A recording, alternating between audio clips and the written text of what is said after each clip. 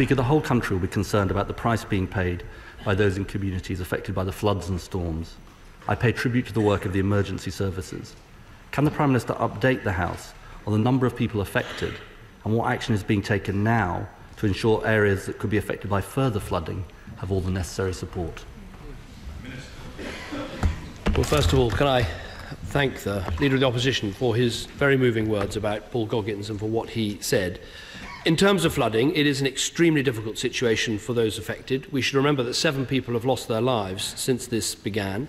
I think he's right to pay tribute to the emergency services, to the Environment Agency workers, to the flood wardens, and to the many neighbours and individuals who've shown great bravery and courage and spirit over the Christmas period at helping neighbours and friends. As it's an ongoing situation, let me bring the House up to date with the latest detail. There are currently 104 flood warnings in place across the whole of England and Wales. That actually means that more flooding is sadly expected and immediate action is required.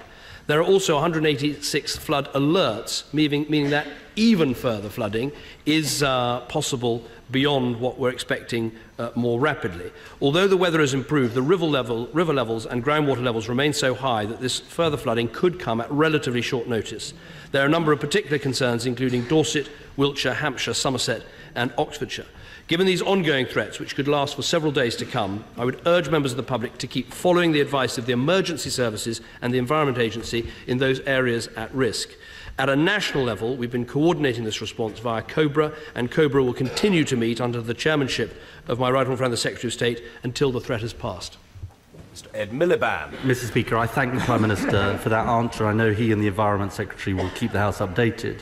He will recognise that some people felt the response at times was too slow.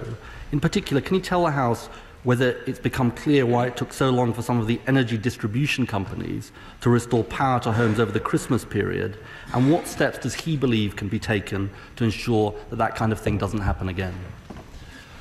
Well, I think he's absolutely right. In all these circumstances, no matter how good the preparation, there are always lessons to learn. And I think there are lessons to learn on this occasion. On the positive side, the Environment Agency warning service worked better than it has in the past. The flood defences did protect up to 1 million homes over the December and Christmas period. But there are some negatives there, and we need to learn lessons. I think particularly some of the energy companies didn't have enough people over the holiday period for emergency response, and I saw that for myself in Kent.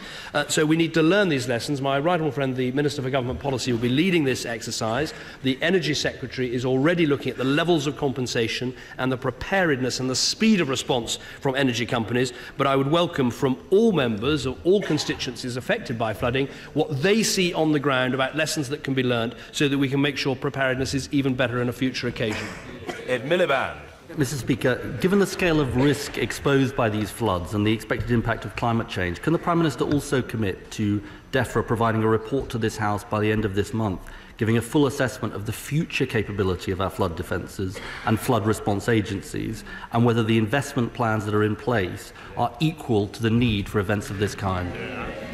I'm very happy to make that commitment. As he knows, in this current 4-year period, we're spending £2.3 billion compared with £2.1 billion in the previous period. The money is going into flood defences, and we saw, as I said, with the early December flooding action, about 800,000 homes protected by previous flood defence work, and over the Christmas period, a further 200,000 houses affected. But whenever there is flooding, it then makes sense to look again at the proposals that are in the programme for flood defence work and to see what more can be done. As well as the government money, we're keen to lever in more private sector and local authority money, which is now possible under the arrangements, but I'm happy to commit, as he says, for the Environment Secretary to come back and report to the House about the level of expenditure in the years going ahead.